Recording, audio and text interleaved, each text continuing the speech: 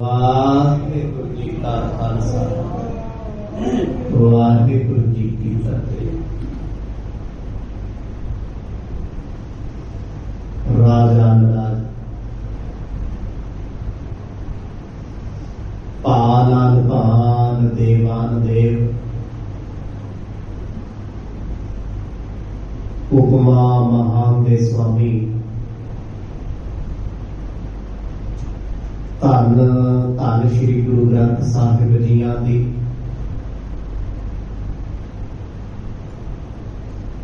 पवित्र अते पावन हजूरी विच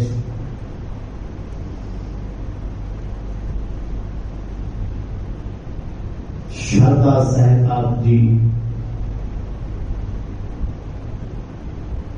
जुड़ बैठे हो।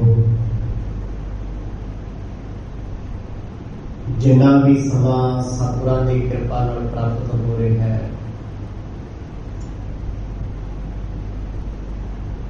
इन्हां संगत दीआं घड़ियां नूं माणीए। गुर इतिहास की लड़ीवार कथा जिस विचों आप जी ने सरवण कीता सी,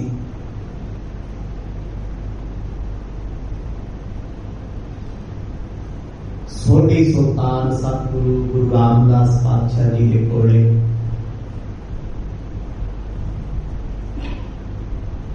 भाई तीरथा जी उपदेश प्राप्त कर रहे।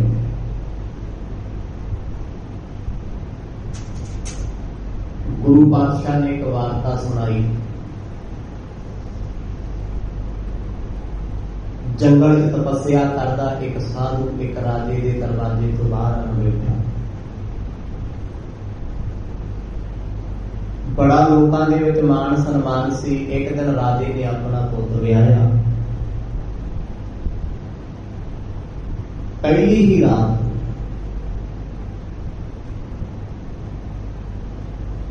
राजे के पुत्र की पत्नी नूं जब नींद न आई, अपने पति की कटार चुक के वेखती है, हाथ विचों छुट गई। सीधी आड़ राजे के पुत्र के पेट विच वजी। उस रात उसकी दर्दनाक मौत हो गई।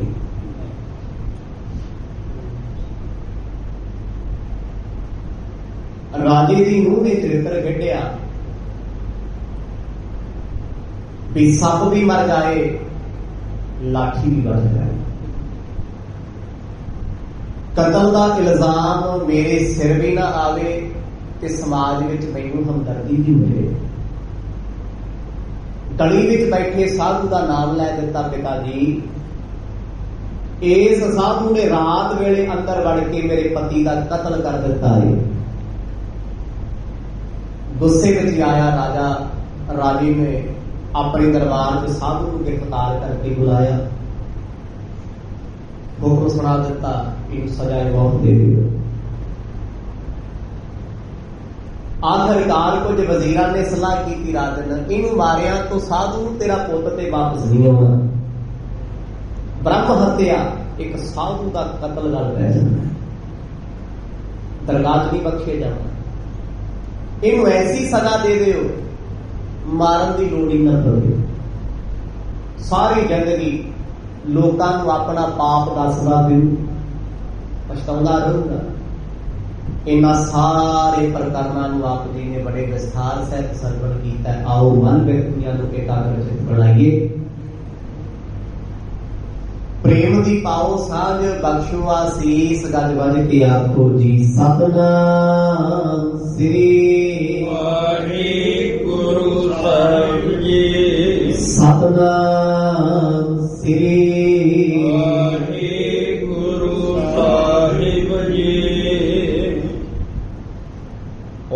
सब मिल निरपद विचारा। इस हमारे सुत जन हमारा। पातशाह दे पातशाह गुरु रामदास सोनिया तख्तां ते सुभाईमान होके संगतां नूं एक कथा सुना रहे। जिस वक्त ਰਾਜੇ ਦੀ ਕਚਹਿਰੀ ਲੱਗੀ ਹੈ, ਰਾਜਾ ਗੁੱਸੇ ਵਿੱਚ ਹੈ, ਕਿਉਂਕਿ ਜਦੋਂ ਇਨਸਾਨ ਗੁੱਸੇ ਵਿੱਚ ਹੋਵੇ, ਜੋਸ਼ ਵਿੱਚ ਹੋਵੇ, ਉਹ ਆਪਣੇ ਹੋਸ਼ ਗਵਾ ਦਿੰਦਾ ਹੈ। ਗੁੱਸੇ ਦਾ ਫੈਸਲਾ ਆਰ ਜਾਂ ਪਾਰ ਹੁੰਦਾ ਹੈ। ਕਈ ਵਾਰ ਉਹਨਾਂ ਫੈਸਲਿਆਂ ਤੋਂ ਬਾਅਦ ਇਨਸਾਨ ਨੂੰ ਜ਼ਿੰਦਗੀ ਭਰ ਪਛਤਾਉਣਾ ਪੈਂਦਾ ਹੈ। ਜਦੋਂ ਰਾਜੇ ਨੇ ਸਾਧੂ ਨੂੰ ਹੁਕਮ ਸੁਣਾ ਦਿੱਤਾ, ਇਹਨੂੰ ਸ਼ਰੇ ਬਾਜ਼ਾਰ ਸੂਲੀ ਤੇ ਟੰਗਿਆ ਜਾਏ, ਉਸੇ ਵਕਤ ਰੱਬ ਬੋਲਿਆ, ਕੋਲ ਬੈਠਾ ਵਜ਼ੀਰ ਆਖਣ ਲੱਗਿਆ, ਕਹਿੰਦਾ ਰਾਜਨ ਵੇਖੋ, ਤੁਹਾਡੇ ਪੁੱਤ ਨੇ ਜਾਣਾ ਸੀ, ਚਲੇ ਗਿਆ, ਉਹਦੀ ਮੌਤ ਨਿਸ਼ਚਿਤ ਸੀ, ਉਹਨੂੰ ਕੋਈ ਨਹੀਂ ਸੀ ਮਾਰ ਸਕਦਾ। ਇਹ ਸਾਧੂ ਤੇ ਇੱਕ ਉਹਦੀ ਮੌਤ ਦਾ ਕਾਰਨ ਬਣੇ, ਇਹਨੇ ਉਹਦਾ ਕਤਲ ਕਰ ਦਿੱਤਾ, ਤੁਸੀਂ ਇਹਦਾ ਕਰ ਦੋਗੇ। ਫਿਰ ਅਪਰਾਧੀ ਚ ਫਰਕ ਨਹੀਂ ਰਹਿੰਦਾ। ਵੈਸੇ ਵੀ ਇੱਕ ਸਾਧੂ ਦੀ ਹੱਤਿਆ ਕਰਕੇ ਤੁਹਾਨੂੰ ਜਿਹੜਾ ਪਾਪ ਲੱਗਣਾ ਹੈ ਉਹ ਬਖਸ਼ਿਆ ਨਹੀਂ ਜਾਣਾ। ਤੁਸੀਂ ਤੇ ਜੰਗਲਾਂ ਵਿੱਚ ਜਾ ਕੇ ਆਪ ਸਾਧੂ ਬਣਨਾ ਚਾਹੁੰਦੇ। ਬੇਸ਼ੱਕ ਇਸ ਮਹਾਤਮਾ ਦਾ ਅਪਰਾਧ ਬਖਸ਼ਣ ਦੇ ਲਾਇਕ ਨਹੀਂ, ਇੱਕ ਐਸੀ ਸਜ਼ਾ ਦੇ ਦਿਓ, ਮਾਰੋ ਵੀ ਨਾ ਤੇ ਜਿਉਂਦਾ ਵੀ ਨਾ ਰਹੇ। ਭਰੇ ਦਰਬਾਰ ਵਿੱਚ ਸਲਾਹ ਕੀਤੀ ਗਈ ਵੀ ਇਹਨੂੰ ਮਾਰਿਆ ਤੋਂ ਪੁੱਤ ਤੇ ਮੁੜਨਾ ਨਹੀਂ, ਰਾਜੇ ਦਾ ਬੱਚਾ ਵਾਪਸ ਨਹੀਂ ਆਉਣਾ, ਫਕੀਰ ਸਾਧੂ ਦਾ ਕਤਲ ਕਰਕੇ। ਕਿਹੜੀ ਸਜ਼ਾ ਐਸੀ ਦਿੱਤੀ ਜਾਵੇ ਜਿਸ ਸਜ਼ਾ ਕਰਕੇ ਇਹਨੂੰ ਦੁੱਖ ਹੋਵੇ। ਏਕ ਹੱਥ ਕੋ ਕਾਟ ਨਿਕਾਰਾ, ਚਲਿਓ ਸਾਧ ਲਹਿ ਕਸ਼ਟ ਉਧਾਰਾ। ਉਸ ਵਕਤ ਸਜ਼ਾ ਸੁਣਾਈ ਗਈ ਵੀ ਇਸ ਫਕੀਰ ਦੀ ਖੱਬੀ ਬਾਂਹ ਵੱਢ ਦਿੱਤੀ ਜਾਵੇ। ਸਾਧ ਬੜਾ ਹੋਇਆ ਵੀ ਦੋ ਹੱਥਾਂ ਦੇ ਨਾਲ ਹੀ ਤੇ ਜੀਵਨ ਦੇ ਸਾਰੇ ਕਰਮ ਹੁੰਦੇ ਆ। ਲੋਕ ਟੁੰਡਾ ਕਹਿਣਗੇ, ਇੱਕ ਕਲੰਕ ਹੈ। ਪੁਰਾਣੇ ਸਮੇਂ ਵਿੱਚ ਸਿਰ ਦੇ ਵਾਲ ਕੱਟਣੇ ਇੱਕ ਸਜ਼ਾ ਸੀ, ਕਿਸੇ ਦੀ ਬਾਂਹ ਵੱਢ ਦੇਣੀ ਇੱਕ ਸਜ਼ਾ ਸੀ। ਅੱਜ ਵੀ ਦੁਬਈ ਵਰਗੇ ਦੇਸ਼ਾਂ ਵਿੱਚ, ਸਾਊਦੀ ਦੇ ਵਿੱਚ ਕੋਈ ਜਿਹਨਾਂ ਹੱਥਾਂ ਨਾਲ ਚੋਰੀ ਕਰਦਾ ਹੱਥ ਵੱਢ ਦਿੱਤੇ ਜਾਂਦੇ। ਕਹਿੰਦੇ ਸਾਧੂ ਦੀ ਇੱਕ ਬਾਂਹ ਵੱਢ ਦਿੱਤੀ ਗਈ, ਉਹ ਦੇਖੋ ਦੇਸ਼ ਨਿਕਾਲਾ ਦਿੱਤਾ ਵੀ ਤੂੰ ਇੱਥੇ ਨਹੀਂ ਰਹਿ ਸਕਦਾ। ਸਾਧੂ ਬੜਾ ਰੋਇਆ, ਮਨਾ ਮੇਰਿਆ, ਸਾਰੀ ਜ਼ਿੰਦਗੀ ਰੱਬ ਰੱਬ ਕਰਦਾ ਰਿਹਾ। ਜਿਸ ਪਾਪ ਨੂੰ ਮੈਂ ਕਦੇ ਸੁਪਨੇ ਵਿੱਚ ਵੀ ਸੋਚਿਆ ਨਹੀਂ, ਉਸ ਪਾਪ ਦੀ ਸਜ਼ਾ ਮੈਨੂੰ ਮਿਲ ਗਈ। ਪਤਾ ਨਹੀਂ ਰਾਜੇ ਦਾ ਪੁੱਤ ਕਿਹਨੇ ਮਾਰਿਆ, ਕਿਵੇਂ ਮਰਿਆ, ਸਾਨੂੰ ਕਿਉਂ ਵੀ ਨਹੀਂ ਸੀ ਜਾਣਦਾ। ਆਖਰਕਾਰ ਉਸ ਮਹਾਂਪੁਰਸ਼ ਨੂੰ ਦੇਸ਼ ਨਿਕਾਲਾ ਦਿੱਤਾ ਗਿਆ ਵੀ ਇਸ ਰਾਜ ਭਾਗ ਦੀ ਜੂਝ ਨਹੀਂ ਬਣੇਗਾ। ਬਾਂਹ ਕੱਟੀ ਗਈ, ਧੱਕੇ ਮਾਰ ਕੇ ਕੱਢ ਦਿੱਤਾ ਗਿਆ। ਰਾਜੇ ਨੂੰ ਸਕੂਨ ਮਿਲਿਆ ਵੀ ਚਲੋ ਪੁੱਤ ਨੇ ਮਰਨਾ ਸੀ, ਮਰ ਗਿਆ, ਸਾਧੂ ਬਚ ਗਿਆ। ਜੇ ਅੱਜ ਮੈਂ ਗੁੱਸੇ ਵਿੱਚ ਉਹਨੂੰ ਮਾਰ ਬੈਠਾ ਨਾ, ਜ਼ਿੰਦਗੀ ਭਰ ਤਪੱਸਿਆ ਕਰਕੇ ਵੀ ਮੈਂ ਆਪਣੇ ਆਪ ਨੂੰ ਮਾਫ ਨਹੀਂ ਸੀ ਕਰ ਸਕਦਾ। ਇੱਕ ਤਸੱਲੀ ਹੋ ਗਈ, ਉਹਨੇ ਗੁਨਾਹ ਕੀਤਾ, ਬਖਸ਼ਿਆ ਵੀ ਨਹੀਂ। ਪਰ ਸਾਧੂ ਇਹ ਸੋਚਦਾ ਜਾਂਦਾ, ਕਹਿੰਦਾ ਵਾਹ ਓਏ ਰੱਬਾ, ਜ਼ਿੰਦਗੀ ਤੇਰੇ ਨਾਲ ਆਤੀ, ਲੋਕਾਂ ਨੂੰ ਸਮਝਾਉਂਦਾ ਰਿਹਾ ਵੀ ਰੱਬ ਨਾਲ ਖੜਦਾ ਹੈ, ਮਾੜੇ ਟਾਈਮ ਤੇ ਪਰਮਾਤਮਾ ਸਾਥੀ ਬਣਦਾ ਹੈ, ਤੂੰ ਤੇ ਮੇਰੀ ਬਾਂਹ ਬਣਾ ਛੱਡੀ। ਆਖੋ ਸਾਡਾ ਨਾਮ ਕਿੱਥੇ ਸੀ ਤੂੰ? ਹੁਣ ਘਟਨਾ ਦਾ ਤੁਹਾਨੂੰ ਪਤਾ ਹੈ, ਜਿਹਨੇ ਮਾਰਿਆ, ਜੀ ਤੋਂ ਮਰਿਆ, ਦੇਖੋ ਮਾਰਿਆ ਅਸਲ ਚੋਂ ਨਹੀਂ। ਰਾਜੇ ਦੀ ਨੂੰਹ ਜਦੋਂ ਘਰ ਵਿੱਚ ਨਵੀਂ ਆਉਂਦੀ ਹੈ, ਆਪਣੇ ਪਤੀ ਦੇ ਕੋਲ ਪਹਿਲੀ ਰਾਤ ਸੁੱਤੀ ਨੀਂਦ ਨਹੀਂ ਆਉਂਦੀ, ਦੀਵੇ ਦੀ ਲੋ ਵਿੱਚ ਜੱਗ ਦੀ ਕਟਾਰ ਚੁੱਕਦੀ ਵੀ ਬੜੀ ਕੀਮਤੀ ਰੱਖੀ ਹੈ, ਹੱਥੋਂ ਨਿਕਲ ਗਈ। ਇਹ ਪਾਪ ਨਹੀਂ, ਸੁਭਾਵਿਕ ਹੋਇਆ। ਪਾਪ ਇਹ ਸੀ ਉਹਨੇ ਚਰਿੱਤਰ ਖੇਡਿਆ। ਇੱਕ ਮਹਾਂਪੁਰਸ਼ ਰੱਬ ਦਾ ਪਿਆਰਾ ਬਾਹਰ ਬੈਠਾ ਫਸਾ ਦਿੱਤਾ ਵੀ ਰਾਤ ਵੇਲੇ ਮੇਰੇ ਪਤੀ ਦਾ ਕਤਲ ਇਹਨੇ ਕੀਤਾ ਹੈ। ਹੁਣ ਕਾਤਲ ਨੂੰ ਹਮਦਰਦੀ ਮਿਲ ਰਹੀ ਹੈ। ਰਾਜਾ ਕਹਿੰਦਾ ਮੇਰਾ ਪੁੱਤਰ ਮਰ ਗਿਆ, ਮੇਰੀ ਨੂੰਹ ਵਿਚਾਰੀ ਦਾ ਸਿਰ ਵੱਡਾ ਹੋ ਗਿਆ। ਸੱਸ ਤੋਂ ਲੈ ਕੇ ਮਾਂ ਬਾਪ ਤੱਕ ਸਾਰੇ ਹਮਦਰਦੀ ਕਰਦੇ, ਸਾਰਾ ਰਾਜ ਭਾਗ ਬੜੀ ਖੁਸ਼ ਹੈ ਵੀ ਆਪਾਂ ਇੱਕ ਸਾਧ ਟੰਗਾਤਾ, ਇਹ ਆਪਾਂ ਫੇਰ ਬਚ ਗਿਆ। ਆਖੋ ਸਤਿਨਾਮ। ਇਹ ਸਿਆਣਪਾਂ ਤੇ ਚਲਾਕੀ, ਇਹ ਪਾਪ ਹੈ। ਜਿਸ ਵੇਲੇ ਇਹ ਪਾਪ ਕਰ ਲਿਆ ਪਰ ਰਾਤ ਉਹ ਵੀ ਨਾ ਸੁੱਤੀ, ਹੁਣ ਉਹਨੂੰ ਵੀ ਨੀਂਦ ਨਹੀਂ ਆਉਂਦੀ, ਮਨ ਵਿੱਚ ਹੀ ਆਉਂਦਾ ਮਨਾ ਇੱਥੇ ਤੇ ਲੋਕਾਂ ਨੂੰ ਪਤਾ ਨਹੀਂ ਲੱਗਿਆ, ਦਰਗਾਹ 'ਚ ਤੇ ਪਤਾ ਨਹੀਂ। ਜਦ ਧਰਮ ਰਾਜ ਦੀ ਕਚਹਿਰੀ ਵਿੱਚ ਜਾਵਾਂਗੇ, ਉੱਥੇ ਕੋਈ ਰਾਜਾ ਨਹੀਂ ਹੋਣਾ, ਕੋਈ ਰਾਣੀ ਨਹੀਂ ਹੋਣੀ, ਸਿਪਾਹੀ ਨਹੀਂ ਹੋਣਾ। ਇਸ ਸਾਧੂ ਦੇ ਨਾਲ ਮੇਰਾ ਲੇਖਾ ਜੂਠਾ ਹੋਏਗਾ, ਹੋਣਾ ਤੇ ਹੈ ਹੀ ਹੈ। ਪਰ ਉਧਰ ਕੋ ਮਹਾਂਪੁਰਸ਼, ਕੋ ਰੱਬ ਦਾ ਪਿਆਰਾ ਜਿਹਨੇ ਜ਼ਿੰਦਗੀ ਦੇ ਵਿੱਚ ਕਦੇ ਇੱਕ ਕੀੜੀ ਵੀ ਨਾ ਮਾਰੀ, ਰੱਬ ਨੂੰ ਲਾਂਭੇ ਦਿੰਦਾ ਜਾਂਦਾ, ਕਹਿੰਦਾ ਉਹ ਯਾਰਾ ਤੇਰੇ ਪਿੱਛੇ ਸਭ ਕੁਝ ਛੱਡਿਆ, ਵੀ ਮੇਰਾ ਹੱਥ ਉੱਠਿਆ। ਜੇ ਤੂੰ ਮੇਰੇ ਨਾਲ ਨਹੀਂ ਬੌੜਿਆ, ਕਿਹਦੇ ਨਾਲ ਖੜੇਗਾ?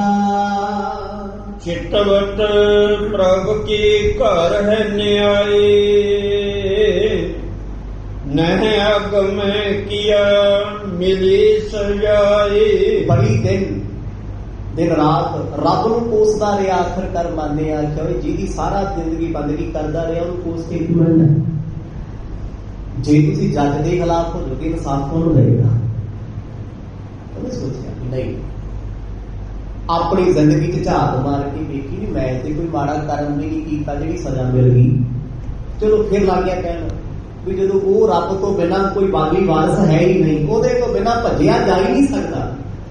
ਜਿਉ ਗੁਰਬਾਣੀ ਨੇ ਲਿਖਿਆ, ਜਿਸ ਠਾਕੁਰ ਸਿਉ ਨਾਹੀ ਚਾਰਾ, ਪਾਕੋ ਕੀਜੈ ਸਤਨਾਮ ਸ਼ਿਕਾਰਾ। ਜਿਹੜੇ ਰੱਬ ਅੱਗੇ ਜ਼ੋਰ ਨਹੀਂ ਚੱਲਦਾ, ਉਹਨੂੰ ਮਾੜਾ ਕਹਿ ਕੇ ਬੁਰਾ ਕਹਿ ਕੇ ਕੁਛ ਨਹੀਂ ਬਣਦਾ, ਨਮਸਕਾਰ ਹੀ ਕਰਨੀ ਬਣਾਉਂਦੀ।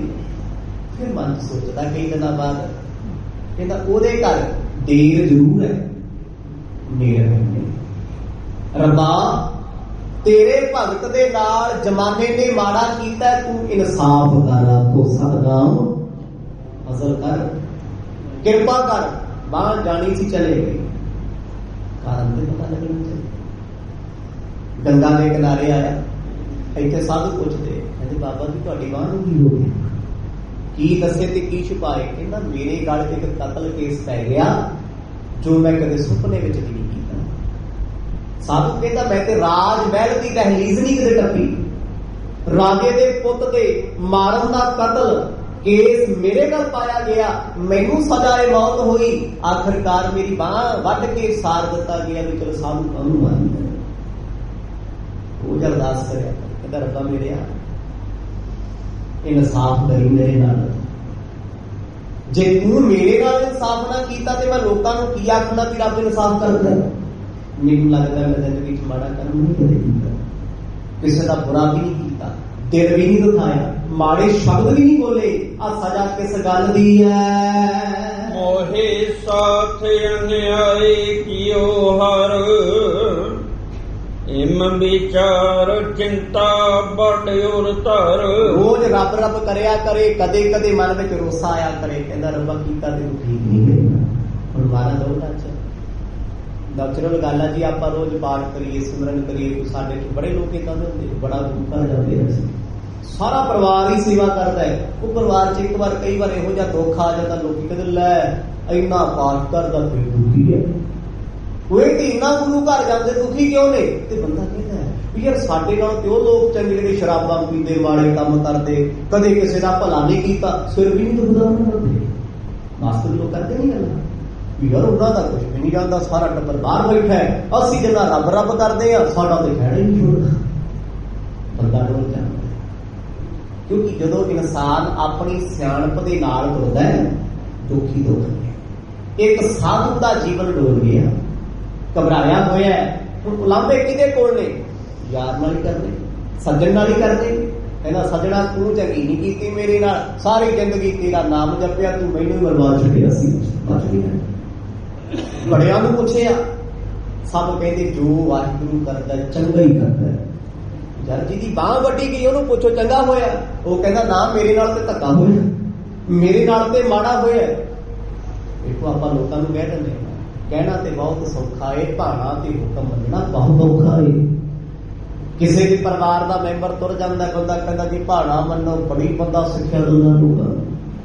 ਜਿੱਦਣ ਦੁੱਖ ਆਪਣੇ ਕਿਸੇ ਰਿਸ਼ਤੇਦਾਰ ਨਾਲ ਵਾਪਰਿਆ ਹੁੰਦਾ ਹੈ, ਉਦੋਂ ਸੱਚੀ ਗੱਲ ਹੈ ਜੀ, ਫਿਰ ਬਿੱਲੀ ਦੇ ਚੱਕੇ ਨੂੰ ਵਰਗਾ ਹੋਇਆ ਹੁੰਦਾ ਹੈ। ਪੁੱਛਦੇ ਹੁਣ ਕਹਿੰਦਾ ਨਹੀਂ, ਰੱਬ ਨੇ ਮਾੜਾ ਅਜੇ ਤੇ 17 ਸਾਲਾਂ ਦਾ ਕੋਈ ਤੁਰ ਕੇ ਲੋਕਾਂ ਨੂੰ ਕਹਿੰਦੇ ਲੈ ਹਜੇ ਕਿਹੜਾ ਜਾਣ ਦੀ ਉਮਰ ਸੀ, ਮੈਂ ਤਾਂ 250 ਸਾਲ ਰਹਿਣਾ ਸੀ। ਜੋ ਵਾਹਿਗੁਰੂ ਨੇ ਕੀਤਾ ਹੈ ਤੇ ਉਹਦੀ ਰਜ਼ਾ ਨਾ, ਉਹਦੇ ਹੁਕਮ ਤੋਂ ਇੱਕ ਪੱਤਾ ਵੀ ਬਾਹਰ ਨਹੀਂ। ਇਨਸਾਨ ਉਹਦੀਆਂ ਚੀਜ਼ਾਂ ਲੈ ਕੇ ਸ਼ੁਕਰ ਨਹੀਂ ਕਰਦਾ, ਜੇ ਉਹ ਆਪਣੀ ਚੀਜ਼ ਵਾਪਸ ਲੈ ਲੇ ਤੇ ਫਿਰ ਚੀਕਾਂ ਮਾਰਦਾ ਹੈ। ਸੁਭਾਅ ਹੈ ਮਨੁੱਖ ਦਾ। ਸਾਧੂ ਫਿਰਦਾ ਰਿਹਾ ਗੰਗਾ ਦੇ ਕਿਨਾਰੇ, ਬੜਿਆਂ ਨੂੰ ਪੁੱਛਿਆ, ਸਭ ਇੱਕੋ ਗੱਲ ਕਿਹਾ ਕਰ ਰਹੇ, ਕਹਿੰਦੇ ਰੱਬ ਤੇ ਨਾ ਸ਼ੰਕਾ ਕਰਿਆ ਕਰ, ਐਡਾ ਸਾਧੂ ਸਾਰੀ ਜ਼ਿੰਦਗੀ ਦਾ ਤਪ ਕੀਤਾ, ਤੂੰ ਡੋਲ ਗਿਆ।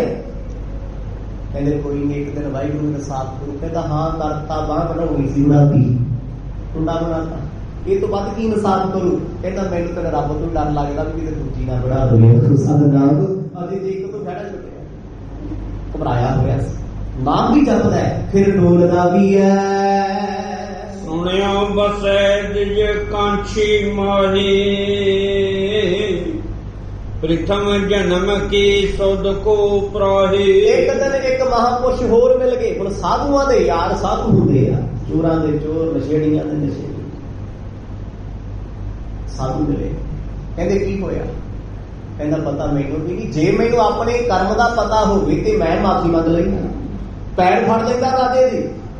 ਸਜ਼ਾ ਉਸ ਗੁਨਾਹ ਦੀ ਮਿਲੀ ਹੈ ਜਿਸ ਗੁਨਾਹ ਦਾ ਮੈਨੂੰ ਵੀ ਨਹੀਂ ਪਤਾ। ਇਹਨੂੰ ਦੱਸ ਸਕਦਾ ਦੁਨੀਆ ਤੇ ਮੈਂ ਕੀ ਗੁਨਾਹ ਕੀਤਾ? ਉਹ ਸਾਧੂ ਬੜੀ ਬੰਦਗੀ ਵਾਲੇ ਸੀ। ਉਹ ਕਹਿੰਦੇ ਸਾਡਾ ਇੱਕ ਮਿੱਤਰ ਪੰਡਤ ਹੈ, ਰਹਿੰਦਾ ਕਾਂਸ਼ੀ ਹੈ ਬਨਾਰਸ, ਇਹ ਹਰਿਦੁਆਰ ਆਇਆ ਹੋਇਆ ਸੀ। ਕਹਿੰਦੇ ਗੰਗਾ ਦੇ ਕਿਨਾਰੇ ਕਿਨਾਰੇ ਚੱਲੀ ਚੱਲ, ਉਹਦੇ ਘਰ ਦਾ ਪਤਾ ਕਰ ਲਈ। ਮੰਨਿਆ ਪਰ ਮੰਨਿਆ ਵਿਦਵਾਨ ਪੰਡਤ, ਮਤਲਬ ਇਹ ਨਹੀਂ ਕਿ ਆ ਦੁਨਿਆਵੀ ਪੰਡਤ ਜਿਹੜੇ ਤੁਰੇ ਫਿਰਦੇ, ਭਗਤੀ ਵਾਲੀ ਨਹੀਂ ਸੀ, ਬਹੁਤ ਨਾਮ ਜਪਦਾ ਸੀ। ਦੇਖੋ ਪੰਡਤ ਵੀ ਬੰਦਗੀ ਵਾਲੇ ਹੁੰਦੇ ਆ, ਮੁੱਲਾ ਵੀ ਹੁੰਦੇ ਆ, ਗੁਰੂ ਕੇ ਸਿੱਖ ਵੀ ਹੁੰਦੇ ਆ। ਬੰਦਗੀ ਕੋਈ ਕਿਸੇ ਰੂਪ ਚ ਵੀ ਕਰ ਸਕਦਾ ਹੈ, ਸਾਰੇ ਲੋਕ ਮਾੜੇ ਤੇ ਸਾਰੇ ਚੰਗੇ ਵੀ ਹੁੰਦੇ। ਕਹਿੰਦੇ ਉਹਦੇ ਕੋਲ ਨਾ ਇੱਕ ਕਰਾਮਾਤ ਹੈ ਕਿ ਬੰਦੇ ਦੇ ਪਿਛਲੇ ਜਨਮਾਂ ਦੇ ਕਰਮ ਦਾ ਸੰਬੰਧ ਹੈ। ਭਗਤੀ ਸੀ, ਥੋੜਾ ਗਿਆਨ ਸੀ ਤੇ ਪੁੱਛੋ ਵਿਦਵਾਨ ਸੀ। ਸਾਧੂ ਕਹਿੰਦਾ ਚੱਲ ਫਿਰ ਆਪਾਂ ਉਹਨਾਂ ਮਹਾਂਪੁਰਸ਼ਾਂ ਨੂੰ ਮਿਲ ਲੈਂਦੇ ਆ। ਪੰਡਤ ਜੀ ਕੋਲ ਜਾਏ, ਕੀ ਪਤਾ ਜਿਹੜੇ ਕਰਮ ਮੈਂ ਆਪਣੀ ਭਗਤੀ ਨਾਲ ਨਹੀਂ ਵੇਖ ਸਕਦਾ, ਹੋ ਸਕਦਾ ਉਹ ਵੇਖ ਲੈ। ਜਦੋਂ 2-3 ਸਾਧੂਆਂ ਤੋਂ ਗੱਲ ਸੁਣੀ, ਮਨ ਬਣਾਇਆ, ਕਾਂਸ਼ੀ ਵੱਲ ਰਵਾਨਾ ਹੋ ਗਿਆ। ਕਰਮ ਵਿਪਾਕ ਸੋ ਗ੍ਰੰਥ ਵਿਚਾਰੇ, ਦੁਖ ਸੁਖ ਕੋ ਸਭ ਹੇਤ ਉਚਾਰੇ। 2 ਸਾਧੂ ਨਾਲ ਚੱਲ ਪਏ ਦੱਸਣ ਵਾਲੇ, ਕਹਿੰਦੇ ਆਪਾਂ ਨਾਲ ਚੱਲਦੇ ਤੁਹਾਡੇ, ਨਾਲੇ ਕਾਂਸ਼ੀ ਦਰਸ਼ਨ ਕਰ ਆਵਾਂਗੇ।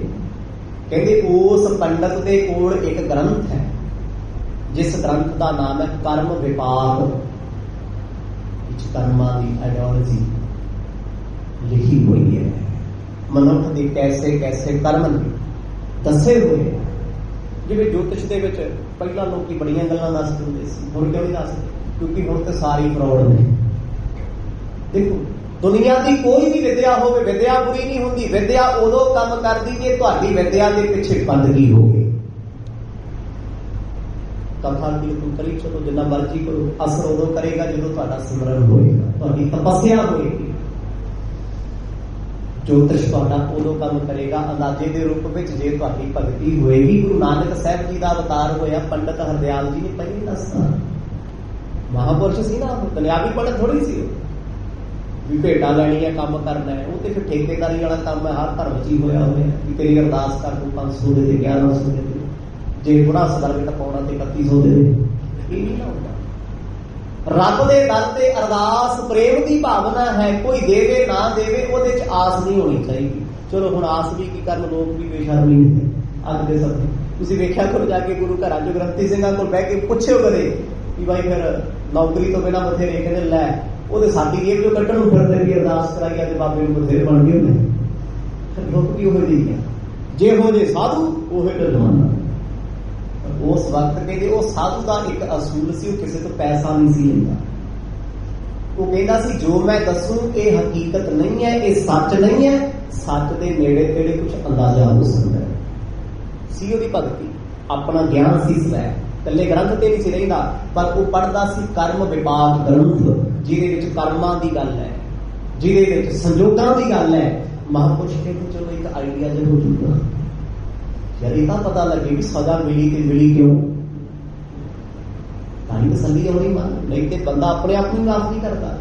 ਇਹਦੇ ਮਹਾਂਪੁਰਸ਼ ਕਾਂਛੀ ਨੂੰ ਚੱਲੇ, ਬੜਾ ਮਨ ਚ ਸੋਚਿਆ ਵੀ ਉਹ ਪੰਡਤ ਕਿੱਡੀ ਬੰਦਗੀ ਵਾਲਾ ਹੋਣਾ ਜਿਹੜਾ ਦੂਜੇ ਦੇ ਕਰਮ ਦਾ ਸੰਬੰਧ ਹੈ।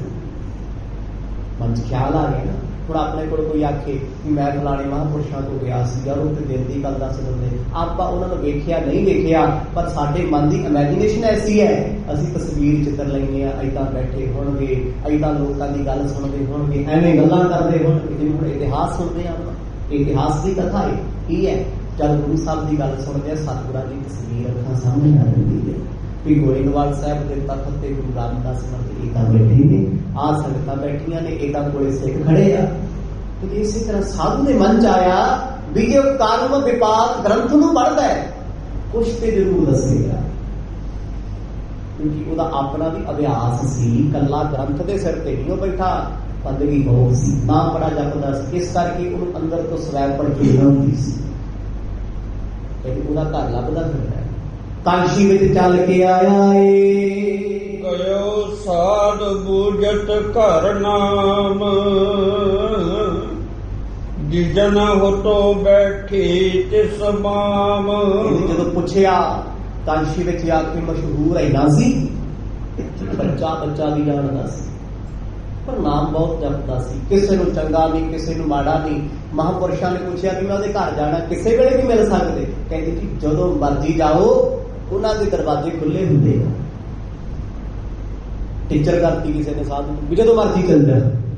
ਸਾਧੂ ਨੇ ਸੋਚਿਆ ਵੀ ਸਾਡੇ ਵਰਗਾ ਤਪਸਵੀ ਉਹਦਾ ਕਿਹੜਾ ਟਾਈਮ ਆ ਕੋਈ, ਦੇਖੋ ਬੰਦਗੀ ਵਾਲਾ ਕਿਸੇ ਨੂੰ ਕੁੰਡੀਆਂ ਲਾ ਕੇ ਨਹੀਂ ਮਿਲਦਾ ਹੁੰਦਾ, ਜਿਹਦੀ ਬੰਦਗੀ ਹੈ ਉਹ ਚੋਰੀਆਂ ਖੁੱਲਾ ਰੱਖੂਗਾ, ਉਹਦੇ ਵੱਟ ਤੇ ਬੈਠਾ, ਕਹਿੰਦਾ ਆ ਜਾ ਮੈਂ ਜਪਦਾ ਤੂੰ ਨਾ ਭੁੱਲਾ। ਆ ਜਿਹੜੇ ਕੁੰਡੀਆਂ ਵਾਲੇ ਡਿਪਾਰਟਮੈਂਟ ਨੇ, ਇਹ ਚੋਰਾਂ ਦੀ ਹੁੰਦੇ ਆ, ਸੋ ਸਤਿਨਾਮ ਪਹਿਲਾਂ ਵੀ ਸੀ, ਅੱਜ ਵੀ ਨੇ ਸਦਾ ਰਹਿਣਗੇ। ਵੇਖੋ ਬੰਦਗੀ ਵਾਲੇ ਕਦੇ ਇਹੋ ਜਿਹੇ ਕੰਮ ਨਹੀਂ ਕਰਦੇ, ਉਹ ਤੇ ਬੇਪਰਵਾਹ ਬੈਠੇ, ਉਹਨਾਂ ਕਿਹੜਾ ਕਿਸੇ ਦਾ ਸਮਾਨ ਚੋਰੀ ਕੀਤਾ ਰੋਕੇ ਦੇਣਾ। ਲੁਕੂ ਕੌਣ ਆ? ਪੁੱਛੋ ਮਰਦ ਨੂੰ ਪਾਣੀ ਚ ਮਰਦ ਕਹਿੰਦੇ ਉਹ ਲੁਕਦਾ ਜਿਹੜਾ ਪਾਪ ਕਰਦਾ ਹੈ, ਉਹ ਛੁਪਦਾ ਹੈ ਜਿਹਨੇ ਬੁਰੇ ਕਰਮ ਕਰਨੇ ਨੇ। ਸੱਚ ਕਦੇ ਲੁਕਦਾ ਹੁੰਦਾ ਕਦੇ ਵੀ। ਜੇ ਤੂੰ ਰੱਬ ਤੋਂ ਲੋਕੇ ਬੈਠਾ ਹੈ, ਦੁਨੀਆ ਤੋਂ ਲੋਕੇ ਬੈਠਾ ਹੈ, ਉਹ ਸਭ ਜਾਣਦਾ ਹੈ। ਅੰਤਰ ਬਹਿ ਕੇ ਪਾਪ ਕਮਾਏ, ਸੋਚਾਂ ਕੋ ਨਹੀਂ ਜਾਣੀ ਹੈ। ਪਰ ਕਹਿੰਦੇ ਲੋਕ ਨਹੀਂ ਜਾਣਣਗੇ ਤੇਰੀਆਂ ਕਰਤੂਤਾਂ, ਤੂੰ ਅੰਦਰ ਬਹਿ ਕੇ ਬੰਦਿਆ ਕੀ ਕਰਦਾ ਹੈ, ਰੱਬ ਤੇ ਜਾਣਦਾ। ਮਹਾਂਪੁਰਸ਼ ਆਏ, ਕਹਿੰਦੇ ਵੇਖਿਆ ਪੰਡਤ ਜੀ ਦੇ ਘਰ ਕੱਚਾ ਹੀ ਘਰ ਹੈ, ਸਾਹਮਣੇ ਮੰਜੇ ਤੇ ਪੰਡਤਾਣੀ ਦੀ ਬੈਠੀ ਹੈ। ਮਹਾਂਪੁਰਸ਼ਾਂ ਨੇ ਗੁਰੂ ਪ੍ਰਣਾਮ ਕੀਤੀ, ਕਹਿੰਦੇ ਮਾਤਾ ਨਮਸਕਾਰ। ਉਹ ਅੱਖਾਂ ਦੀਆਂ ਕੱਢ ਕੇ ਵੇਖਦੀ ਵੀ ਹੁਣ ਇਹ ਕੌਣ ਤੁਰਿਆ ਆਇਆ, ਆਖੋ ਸਤਿਨਾਮ। ਅਗਰ ਟੁੰਡਾ ਜਾਈਏ ਤੁਸੀਂ ਇਹ ਕੌਣ? ਸਾਧੂ ਨੂੰ ਕੁਛ ਨਹੀਂ ਪਤਾ, ਉਹ ਵਿਚਾਰਾ ਆਪਣੇ ਕਰਮਾਂ ਚ ਡੋਲਿਆ ਹੋਇਆ, ਮੇਰੇ ਨਾਲ ਏਦਾਂ ਕਿਉਂ ਹੋ ਗਿਆ। ਕਈ ਵਾਰ ਨਾ ਬੰਦਾ ਇੰਨਾ ਸੈਂਸਿਟਿਵ ਹੋ ਜਾਂਦਾ ਹੈ, ਉਹਦੇ ਨਾਲ ਕੋਈ ਘਟਨਾ ਘਟ ਜਾਵੇ ਉਹ ਭੁੱਲ ਨਹੀਂ ਪਾਉਂਦਾ। ਜਿਹਨੂੰ ਆਪਾਂ ਕਹਿੰਦੇ ਆ ਬੰਦਾ ਡਿਪਰੈਸ਼ਨ ਚ ਚਲੇ ਗਿਆ ਜੀ, ਸਦਮੇ ਚ ਚਲੇ ਗਿਆ, ਵੀ ਇਹਦੇ ਨਾਲ ਕੋਈ ਐਸਾ ਹਾਦਸਾ ਵਾਪਰਿਆ ਕਿ ਬਾਹਰ ਨਹੀਂ ਆ ਰਿਹਾ। ਸਭ ਤੇ ਵਿਚਾਰਾ ਆਪਣੇ ਡਿਪਰੈਸ਼ਨ ਵਿੱਚ ਸੀ, ਮੇਰੇ ਨਾਲ ਕੀ ਹੋ ਗਿਆ। ਕਹਿੰਦੇ ਜਦੋਂ ਉਹਨੇ ਜਾ ਕੇ ਬੀਬੀ ਜੀ ਨੂੰ ਮੱਥਾ ਟੇਕਿਆ, ਬੀਬੀ ਨੇ ਬਾਰੀ ਚਲਾ ਕੇ ਲਾਤਾ, ਆਖੋ ਸਤਿਨਾਮ, ਹਰਿਆ ਵਧਾ ਕੇ ਪਰਲੇ ਪਾਸੇ। ਉਹ ਵੇਖੀ ਇੰਨਾ ਨਾਮ ਮਹਾਂਪੁਰਸ਼ਾਂ ਦਾ, ਘਰੇ ਤੇ ਸਾੜਣੀ ਬੰਨੀ ਫਿਰਦਾ, ਆਖੋ ਸਤਿਨਾਮ। ਵੀ ਤੇ ਸਿੱਧਾ ਪੂਰੀ ਬੋਲਦੀ, ਵਿਚਾਰੇ ਨੇ ਜਾ ਕੇ ਮੱਥਾ ਟੇਕਿਆ, ਉਹਨੇ ਲੱਤ ਮਾਰਤੀ, ਉਹਨੇ ਦਫਾ ਹੋਵੇ ਇੱਥੋਂ। ਸਾਧੂ ਕੀ ਮੇਰੇ ਕਰਮਾਂ ਦੀ ਗੱਲ ਇਹ ਕੀ ਦੱਸੂ, ਇਹ ਤਾਂ ਵਿਚਾਰਾ ਆਪ ਕਰਮਾਂ ਦਾ ਮਾਰਿਆ, ਆਖੋ ਸਤਿਨਾਮ। ਕਿਤੇ ਆਪਣੇ ਕਰਮਾਂ ਦਾ ਮਾਰਿਆ ਲੱਗਦਾ ਹੈ। ਕਹਿੰਦਾ ਬੀਬੀ ਜੀ ਮਹਾਂਪੁਰਸ਼ਾਂ ਨੂੰ ਮਿਲਣਾ, ਫਿਰ ਵੀ ਹੱਥ ਜੋੜੇ, ਅਸੀਂ ਲੋੜ ਲਾਉਂਦਾ, ਸਾਨੂੰ ਜ਼ਰੂਰਤ ਹੈ, ਝੁੱਕੇ ਜਾਣਾ ਪੈਣਾ। ਕਹਿੰਦੇ ਹੱਥ ਜੋੜ ਕੇ ਸਾਹਮਣੇ ਖੜ ਗਿਆ, ਬਸ ਫਿਰ ਜੋ ਬੀਬੀ ਜੀ ਦੀ ਰਸਨਾ ਤੇ ਸੁਭਾਈਮਾਨ ਹੋਇਆ, ਉਹਨੇ ਉਹੀ ਕਿਰਪਾ ਕੀਤੀ ਹੈ। ਪੁੱਛਤ ਭਇਓ ਵਿਪਰ ਕਿਟ ਗਇਓ, ਸੁਣ ਤਰੀਆ ਜੈ ਰੋਸ ਬੋਕਿਓ। ਕਹਿੰਦੇ ਜਦੋਂ ਇਹਨੇ ਪਿਆਰ ਨਾਲ ਪੁੱਛਿਆ, ਕਹਿੰਦਾ ਮਾਤਾ ਜੀ ਮਹਾਂਪੁਰਸ਼ ਪੰਡਤ ਜੀ ਕਿੱਥੇ ਨੇ? ਕਹਿੰਦੀ ਇੱਥੇ ਮਰਦਾ ਹੋਣਾ, ਅੱਗ ਲੱਗਣਾ ਕਿਤੇ। ਉਸਦੀ ਬੋਲੀ ਸੀ। ਸਾਧੂ ਹੱਥ ਜੋੜ ਕੇ ਖੜਾ ਹੈ ਕਿ ਕਿਸੇ ਗਲਤ ਕਰਦੇ ਨਹੀਂ ਆ ਗਿਆ, ਹੋ ਸਕਦਾ ਹੈ ਕਿਸੇ ਹੋਰ ਪੰਡਤ ਦਾ ਘਰ ਹੋਊ ਤੇ ਮਹਾਂਪੁਰਸ਼ ਬੜੀ ਬੰਦਗੀ ਵਾਲੇ ਆ, ਲੋਕਾਂ ਦੇ ਕਰਮ ਦੱਸਦੇ ਆ। ਕਹਿੰਦਾ ਬੀਬੀ ਜੀ ਸਾਧੂਆਂ ਨੂੰ ਮਿਲਣਾ ਸੀ, ਪੰਡਤ ਜੀ ਨੂੰ ਮਿਲਣਾ ਸੀ। ਕਹਿੰਦੀ ਮਰ ਜਾਣਾ ਇੱਥੇ ਮਰਦਾ ਹੋਣਾ ਕਿਤੇ। ਗੱਲ ਸਮਝ ਨਹੀਂ ਆ ਰਹੀ ਕਿ ਜਿਹੜਾ ਮਨੁੱਖ ਕਿਸੇ ਦੇ ਕਰਮਾਂ ਦਾ ਲੇਖਾ ਜੋਖਾ ਦੱਸ ਦਿੰਦਾ ਹੈ, ਕਿ ਇਹ ਉਹਦੀ ਪਤਨੀ ਨਹੀਂ ਹੋ ਸਕਦੀ, ਆਖੋ ਸਤਿਨਾਮ, ਨਹੀਂ ਹੋ ਸਕਦੀ। ਹੁਣ ਕੋਈ ਸਾਧੂ ਪ੍ਰਚਾਰਕ ਹੋਵੇ ਜੀ ਜਾਂ ਕੀਰਤਨੀਆ ਹੋਵੇ, ਘਰ ਵਾਲੀ ਉਹਦੀ ਰਿਕਾਰਡਿੰਗ ਕਰਾਈ ਫਿਰਦੀ ਹੋਵੇ, ਆਈਬ੍ਰੋ ਕਰਾਈ ਆ ਲੱਗੇ, ਮੈਂ ਕਹਿੰਦਾ ਲਿਸ਼ਕਾਂ ਮਾਰੇ, ਜੀਨਾ ਪਾਈ ਫਿਰੇ, ਤੇ ਬੰਦਾ ਕਹਿੰਦਾ ਯਾਰ ਬਾਬਾ ਜੀ ਇਹ ਤੁਹਾਡੀ ਘਰ ਵਾਲੀ ਨਹੀਂ ਲੱਗਦੀ, ਤੂੰ ਕੀਰਤਨੀਆ ਨਹੀਂ ਲੱਗਦਾ, ਜਾਂ ਫਿਰ ਤੂੰ ਕੀਰਤਨੀਆ ਨਹੀਂ ਸੱਚਾ, ਜਾਂ ਫਿਰ ਪਤਨੀ ਦੀ ਮੈਂ ਜੀ ਕੋਈ ਮਹਾਂਪੁਰਸ਼ ਥੋੜੀ ਦੇਰ ਖੜੇ ਸੋਚਦੇ ਰਹੇ, ਹੁਣ ਉਹ ਸੋਚਣ ਨਹੀਂ ਦੇ ਰਹੀ, ਉਹ ਸਿੱਧੀਆਂ ਗਾਲਾਂ ਦੇ ਆ ਗਈ। ਜਿਵੇਂ ਆਪਣੇ ਪੰਜਾਬ ਵਾਲੇ ਪਹਿਲਾਂ ਬੜਾ ਵਾਹਿਗੁਰੂ ਜੀ ਕਰਦੇ, ਮੈਂ ਇਹਨਾਂ ਧੱਕਾ ਮਾਰ ਕੇ ਫਿਰ ਉੱਪਰ ਪਾ ਲੈਂਦੇ ਨੇ ਗੇਰ ਪੰਜਾਬੀ ਗਾਲਾਂ, ਫਿਰ ਨਹੀਂ ਵੇਖਦੇ ਅੱਗਾ ਪਿੱਛਾ ਗੁਰਦੁਆਰੇ ਖੜਾ ਕਿੱਥੇ ਖੜੇ ਆ, ਗਾਲਾਂ ਬਣਾਉਂਦੇ ਆ।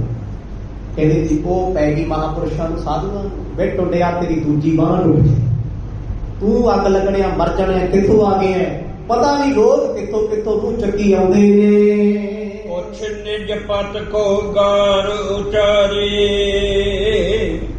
ਨਿਠੋਰ ਸਾਧ ਕੋ ਕਹਿ ਕਲਿਹਾਰੇ। ਕਹਿੰਦੇ ਸਾਧੂ ਦੇ ਮਾਰੀ ਉਹਨੇ ਚੱਪਲ ਚੱਕ ਕੇ ਕੋਲ ਪਈ, ਨਾਲੇ 5-7 ਗਾਲਾਂ ਆਪਣੇ ਘਰ ਵਾਲੇ ਨੂੰ ਕੱਢੀਆਂ, ਤੇ ਉਹ ਕੰਜਰ ਤੋਂ ਘੱਟ ਸ਼ਬਦ ਨਹੀਂ ਸੀ ਵਰਤਦੀ, ਉਹਨੇ ਵਰਤੇ ਆਪਣੇ ਘਰ ਵਾਲੇ ਨੂੰ ਵੀ ਗਾਲਾਂ ਕੱਢੀਆਂ।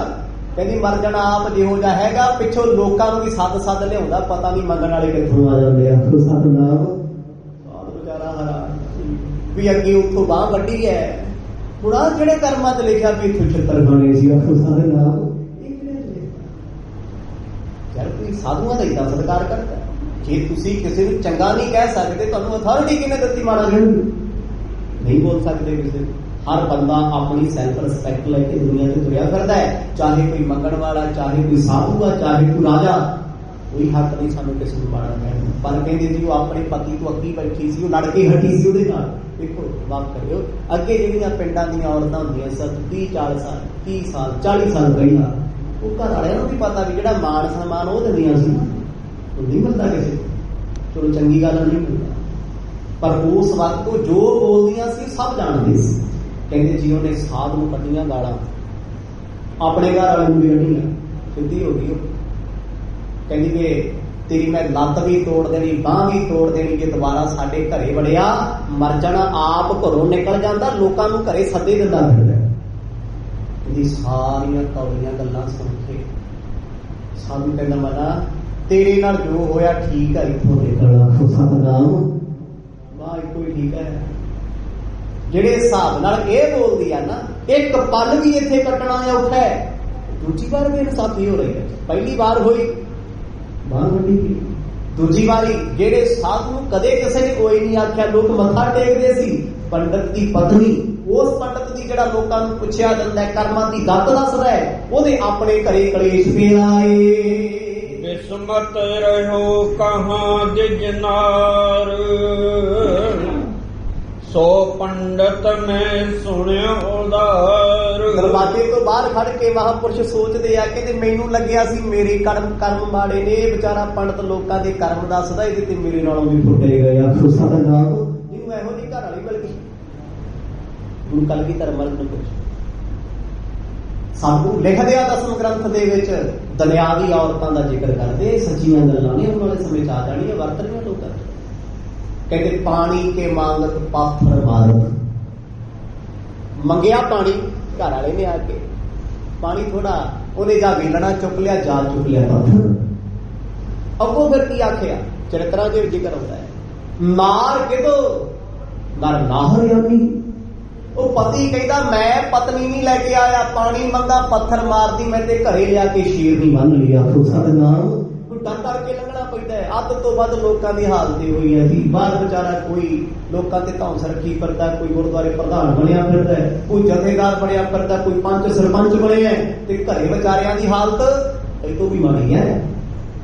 ਪਾਣੀ ਨਹੀਂ ਮਿਲਦਾ ਲੋਕਾਂ ਨੂੰ, ਰੋਟੀ ਨਹੀਂ ਮਿਲਦੀ, ਬੰਦਾ ਲੋਕਾਂ ਚ ਟੌਰ ਰੱਖਦਾ ਪਰ ਘਰ ਵਾਲੀ ਤੋਂ ਡਰਦਾ ਫਿਰਦਾ ਹੈ। ਕਰਤੂਤਾਂ ਹੀ ਕਰਨੀ ਇਹੋ ਜਿਹੇ ਕੀਤੇ ਹੋਇਆ ਜਿਵੇਂ ਭਰਨ ਹੋ ਗਈ। ਉਹ ਸਾਧੂ ਸੋਚੇ ਵੀ ਮੇਰੇ ਇਹ ਕਰਮ ਕੀ ਦੱਸੂ, ਇਹਦੇ ਤੇ ਆਪਣੇ ਕਰਮ ਦੇਖੜੇ ਹੋਣੇ। ਯਾਰ ਜਿਹੜਾ ਆਪ ਹੀ ਵਿਚਾਰਾ ਘਰ ਤੋਂ ਦੁਖੀ ਆ, ਦੂਜੇ ਦੇ ਕਰਮ ਕੀ ਦੱਸੂ, ਭਾਈ ਤੇਰੇ ਕਰਮ ਆ ਹੋ ਗਏ। ਕਹਿੰਦਾ ਵੀ ਰੱਬਾ ਸ਼ੁਕਰ ਹੈ ਮੈਂ ਵਿਆਹ ਨਹੀਂ ਕਰਾਇਆ। ਸਤਨਾਮ ਕੱਲਾ ਹੀ ਆ, ਐਡੀ ਭਗਤੀ ਬੰਦਗੀ ਕਰਕੇ ਲੋਕਾਂ ਵਿੱਚ ਨਾਮ ਆ ਤੇ ਘਰੇ ਸ਼ੇਰ ਨਹੀਂ ਬੰਨ ਰੱਖੀ ਹੈ। ਵੀ ਚੱਲ ਤੇਰੀ ਆਪਣੇ ਪਤੀ ਨਾਲ ਲੜਾਈ ਹੋਣੀ ਹੈ, ਜੇ ਕੋਈ ਮਿਲਣ ਆ ਗਿਆ ਉਹਨੂੰ ਤਾਂ ਏਦਾਂ ਬੋਲ। ਕਹਿੰਦੇ ਜੀ ਉਹਨੇ ਮਹਾਂਪੁਰਸ਼ਾਂ ਦੀ ਵੀ ਤਸੱਲੀ ਕਰਾਈ, ਪੂਰੀ ਰੱਜ ਕੇ ਤਹਿ ਲਾਈ। ਉਹ ਵਿਚਾਰਾ ਦਰਵਾਜ਼ੇ ਤੋਂ ਬਾਹਰ ਖੜਾ, ਗਾਲਾਂ ਉੱਥੇ ਵੀ ਆ ਰਹੀਆਂ ਨੇ। ਮਰ ਕੇ ਤੁਸੀਂ ਡੁੱਬ ਕੇ ਇੱਥੇ ਕੀ ਕਰਨ ਆਉਂਦੇ ਹੋ, ਵਿਹਲੜ ਤੁਰੇ ਫਿਰਦੇ, ਕਮਾ ਕੇ ਖਾ ਲੋ। ਕਹਿੰਦੇ ਜਿੰਨਾ ਮਾੜਾ ਕਹਿ ਸਕਦੀ ਅਜੇ ਵੀ ਬੋਲਦੀ ਹੈ। ਸਾਧੂ ਨੂੰ ਆਪਣਾ ਦੁੱਖ ਭੁੱਲ ਗਿਆ, ਪੰਡਤ ਦੇ ਤਰਸ ਆ ਗਿਆ। ਸਤਿਨਾਮ ਵੀਰ ਤੇ ਵਿਚਾਰਾ ਫਸਿਆ ਹੋਇਆ। ਕਈ ਵਾਰ ਹੁੰਦਾ ਆਪਾਂ ਕਿਸੇ ਕੋਲ ਆਪਣਾ ਦੁੱਖ ਦੱਸਣ ਬੈਠੇ, ਯਾਰ ਵੀ ਮੈਂ ਬੜਾ ਦੁਖੀ ਹਾਂ। ਉਹ ਕਹਿੰਦਾ ਯਾਰ ਤੂੰ ਕਾਹਦਾ ਦੁਖੀ, ਮੈਂ ਕਿਸੇ ਵੇਲੇ ਰੋਟੀ ਨਹੀਂ ਖਾਧੀ, ਘਰੇ ਜਾਣਾ ਕਲੇਸ਼, ਬਾਹਰ ਆਉਣਾ ਤਾਂ ਕਲੇਸ਼।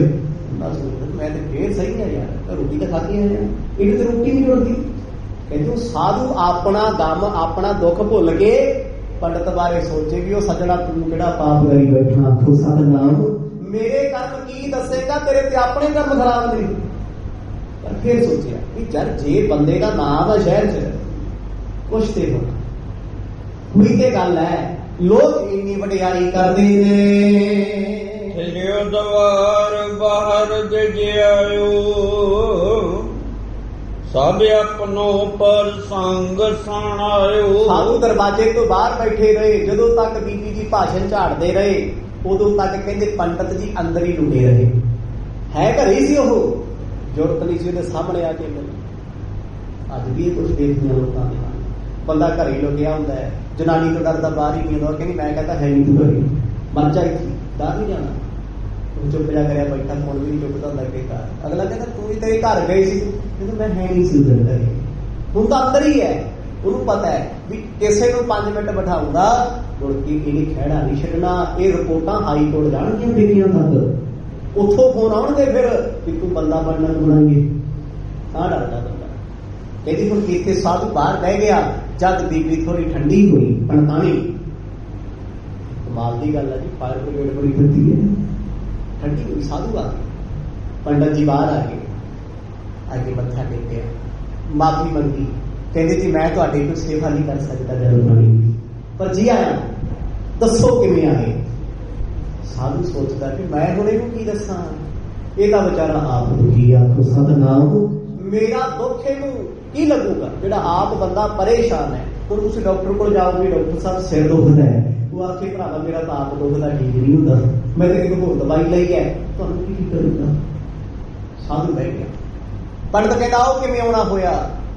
ਕਹਿੰਦਾ ਨਹੀਂ ਬਸ ਦਰਸ਼ਨ ਕਰਨ ਆਇਆ ਸੀ। ਮਨ ਘਬਰਾ ਗਿਆ ਸਾਧੂ ਦਾ ਕਿ ਮਨਾ ਤੂੰ ਕਿਹੜੇ ਸ਼ਸ਼ੋ ਪੰਜ ਵਿੱਚ ਪੈ ਗਿਆ ਹੈ, ਤੇਰੀ ਤੇ ਜ਼ਿੰਦਗੀ ਦੀ ਕਿਸ਼ਤੀ ਕਿਹੜੇ ਤੂਫਾਨਾਂ ਦੇ ਵਿੱਚ ਘਿਰ ਗਈ ਹੈ। ਪੰਡਤ ਕਹਿੰਦੇ ਮਹਾਪੁਰਸ਼ੋ ਤੁਸੀਂ ਕਿਤੇ ਆ ਮੇਰੇ ਘਰ ਦੀਆਂ ਗੱਲਾਂ ਤਾਂ ਨਹੀਂ ਸੋਚ ਰਹੇ। ਅੰਤਰਜਾਮੀ ਬੰਦਾ ਸੀ ਸਾਧੂ ਬੰਦਗੀ ਵਾਲਾ, ਕਹਿੰਦਾ ਆਹ ਤਾਂ ਨਹੀਂ ਸੋਚਿਆ ਵੀ ਅੰਦਰ ਕੀ ਹੋ ਰਿਹਾ ਸੀ। ਸਾਧੂ ਕਹਿੰਦਾ ਨਹੀਂ, ਉਹਨੇ ਦੱਸਤਾ ਕਿ ਇਹਦੇ ਦਿਲ ਦਿਮਾਗ ਤੇ ਇਹ ਗੱਲ ਚੱਲ ਰਹੀ ਹੈ ਤੇ ਆਪਣਾ ਦਮ ਭੁੱਲ ਗਿਆ ਏ। ਇਹ ਕਹੀ ਤਿਸ ਤ੍ਰਿਆ ਕੀ ਬਾਤ, ਬੂਝੇ ਗਾਰ ਨਿਕਾਰਤ ਜਾਤ। ਤੇ ਉਹ ਬੀਬੀ ਨੇ ਜਦੋਂ ਵੇਖਿਆ ਵੀ ਪੰਡਤ ਬਾਹਰ ਮਿਲਣ ਗਿਆ, ਬਾਹਰ ਆ ਗਈ ਜੀ, ਜਿਹੜਾ ਮਾਨ ਸਨਮਾਨ ਅੰਦਰ ਹੋ ਰਿਹਾ ਸੀ ਬਾਹਰ ਸ਼ੁਰੂ ਹੋ ਗਿਆ। ਉਹ ਨਹੀਂ ਖੜੀ। ਪੰਡਤ ਜੀ ਕਹਿੰਦੇ ਮਹਾਂਪੁਰਸ਼ੋ ਇਹ ਸੋਚੋ ਵੀ ਆਪਾਂ ਸੁਣ ਕੇ ਵੀ ਕੁਝ ਸੁਣਿਆ ਨਹੀਂ। ਆਖੋ ਸਤਿਨਾਮ, ਮੈਂ ਕਹਿੰਦਾ ਧੰਨ ਆਇਓ ਪੰਡਤ ਜੀ, ਉਹਦੇ ਪੈਰੀ ਮੱਥਾ ਟੇਕੀ। ਐਡਾ ਸਬਰ, ਇੰਨੀ ਸਹਿਣਸ਼ੀਲਤਾ, ਉਹ ਬੋਲਣੋਂ ਨਾ ਹਟੀ, ਕੈਂਚੀ ਵਾਂਗੂ ਜ਼ੁਬਾਨ ਚੱਲਦੀ ਉਹਦੀ, ਮਾੜਾ ਚੰਗਾ ਬੋਲ ਰਹੀ। ਉਹ ਪੰਡਤ ਦਾ ਗੁੱਸਾ ਸਾਧੂ ਤੇ ਤਾਰੀ ਜਾਂਦੀ ਹੈ ਵੀ ਇੱਥੇ ਨੰਗ ਮਲੰਗ ਆਉਂਦੇ ਨੇ, ਭੁੱਖੜ ਭਾਣੇ, ਇੱਥੇ ਆ ਕੇ ਰੋਟੀਆਂ ਬਣਾ ਦੇ, ਅੱਜ ਆਹ ਫਲਾਣੀ ਚੀਜ਼ ਚੁਕਾ ਦਿਓ, ਫਲਾਣਾ ਆ ਕੱਪੜੇ ਦੇ ਦਿਓ, ਵੀ ਤੇਰੀ ਯਾਰੀ ਇਹੋ ਜਿਹੇ ਲੋਕਾਂ ਨਾਲ। ਉਹ ਪੰਡਤ ਕਹਿੰਦਾ ਇਹਦੇ ਬਾਰੇ ਨਾ ਸੋਚੋ, ਇਹ ਮੇਰੇ ਘਰ ਦਾ ਹੀ ਮੈਟਰ ਆ। ਤੋ ਸਤਿਨਾਮ, ਆਪਣੀ ਗੱਲ। ਹੁਣ ਤੁਸੀਂ ਕਿਸੇ ਵਕੀਲ ਕੋਲੋਂ ਜਾਓਗੇ, ਅਸੀਂ ਬੜੇ ਪਰੇਸ਼ਾਨ ਹਾਂ, ਸਾਡੀ ਲੜਾਈ ਹੋ ਗਈ, ਅੱਗੋਂ ਵਕੀਲ ਦੀ ਘਰ ਵਾਲੀ ਵਕੀਲ ਨੂੰ ਗਾਲਾਂ ਕੱਢੇ, ਤੁਸੀਂ ਕੀ ਸੋਚੋਗੇ ਯਾਰ ਇਹ ਤਾਂ ਆਪਣੇ ਘਰੇ ਕਲੇਸ਼ ਆ, ਸਾਡਾ ਕੀ ਕਰੂਗੇ, ਸਾਡੀ ਸ਼ਕਲ ਤੁਹਾਡੇ ਕਿੱਥੋਂ ਕਰਾ ਦੂਗਾ, ਕਿੱਥੋਂ ਕੇਸ ਲੜ ਦੂ, ਪਹਿਲਾਂ ਤਾਂ ਹੈ ਪ੍ਰਭਾਵ। ਪੰਡਤ ਜਾਣ ਕੇ ਵੀ ਸਾਧੂ ਦਾਦਾ ਡੋਲ ਹੋ ਗਿਆ, ਆਇਆ ਕਿਤੋਂ ਦੂਰੋਂ ਹੈ। ਕਹਿੰਦਾ ਜੀ ਮੇਰੇ ਘਰ ਦੀ ਗੱਲ ਘਰ 'ਚ ਛੱਡ ਦਿਓ, ਇਹਦਾ ਸੁਭਾਅ ਹੀ ਇਹੋ ਹੈ, ਤੁਸੀਂ ਆਪਣੀ ਗੱਲ ਦੱਸੋ ਕਿਵੇਂ ਚੱਲ ਕੇ ਆਏ ਹੋ। ਪੰਡਤ ਬੈਠ ਵਿਚਾਰ ਸੁਣਾਇਓ, ਕਾਰਨ ਸੁਣੋ ਆਪ ਜਿਸ ਆਇਓ। ਇਹਦੇ ਪੰਡਤ ਜੀ ਆਪਣੇ ਘਰ ਤੋਂ ਦੂਰ ਇੱਕ ਸੱਥ 'ਚ ਲੈ ਗਏ, ਪਿੱਪਲ ਦੇ ਰੁੱਖ ਥੱਲੇ, ਮਹਾਂਪੁਰਸ਼ਾਂ ਨੂੰ ਉੱਥੇ ਬਿਠਾ ਲਿਆ। ਕਹਿੰਦੇ ਇੱਥੇ ਕਿਸੇ ਦਾ ਪਰਛਾਵਾਂ ਨਹੀਂ ਪੈਣਾ, ਨੈਗੇਟਿਵਿਟੀ ਤੋਂ ਦੂਰ ਹੈ। ਸਾਧੂ ਦੇ ਮਨ 'ਚ ਫੇਰ ਚਲੀ ਜਾਂਦਾ ਹੈ, ਵੀ ਯਾਰ ਜਿਹੜਾ ਆਪ ਘਰ ਤੋਂ ਡਰਦਾ ਇੱਥੇ ਬਹਿ ਗਿਆ, ਮੇਰੇ ਕਰਮ ਇਹ ਕੀ ਦੱਸ ਦੂ। ਉਹ ਹੈਵੀ ਹੋ ਗਈ ਚੀਜ਼, ਪ੍ਰਭਾਵ ਹੋ ਗਿਆ ਉਸ ਚੀਜ਼ ਦਾ ਦਿਲ ਦਿਮਾਗ ਤੇ ਵੀ ਨਹੀਂ ਮਹਿਮਾ ਇਹਦੀ ਇੰਨੀ ਹੈ, ਕਿਤੇ ਗ੍ਰੰਥੇ ਨੇ ਇੰਨੇ ਪੜ੍ਹੇ ਹੋਏ ਆ, ਇਹਦਾ ਘਰੇ ਸਤਿਕਾਰ ਹੋਣਾ ਚਾਹੀਦਾ। ਨੋਰਮਲ ਗੱਲ ਹੈ ਵੀ ਹਰ ਬੰਦੇ ਦੀ ਘਰ 'ਚ ਇੱਜ਼ਤ ਹੁੰਦੀ ਹੈ, ਪਰ ਇੱਜ਼ਤ ਵਾਲੇ ਕੰਮ ਕਰਦਾ ਹੋਵੇ ਤਾਂ ਹੋਊਗੀ ਨਾ। ਜਿਹੜਾ ਬੰਦਾ ਆਖੇ ਵੀ ਮੈਂ ਜੋ ਮਰਜ਼ੀ ਕਰਾਂ ਮੇਰੀ ਇੱਜ਼ਤ ਕਰੋ, ਨਹੀਂ, ਉਹ ਛਿੱਤਰਾਂ ਦਾ ਹੀ ਪੀਰ ਹੁੰਦਾ ਤੇ ਛਿੱਤਰ ਵੱਜਦਾ ਹੀ ਆ ਉਹਦੇ। ਇੱਜ਼ਤਾਂ ਦੇ ਹੱਕਦਾਰ ਉਹ ਹੁੰਦੇ ਜਿਹੜੇ ਦੂਜੇ ਨੂੰ ਇੱਜ਼ਤ ਦਿੰਦੇ, ਉਹ ਇੱਜ਼ਤ ਪਾਉਂਦੇ ਨੇ। ਪਰ ਇੱਥੇ ਇਸ ਪੰਡਤ ਦਾ ਕੰਮ ਉਲਟਾ ਸੀ, ਇਹ ਸਭ ਦੀ ਇੱਜ਼ਤ ਕਰਦਾ ਸੀ, ਸਭ ਨੂੰ ਜੀ ਜੀ ਕਹਿੰਦਾ ਸੀ। ਘਰੇ ਘਰ ਦੀ ਇੱਜ਼ਤ ਨਹੀਂ ਸੀ ਕਰਦੀ।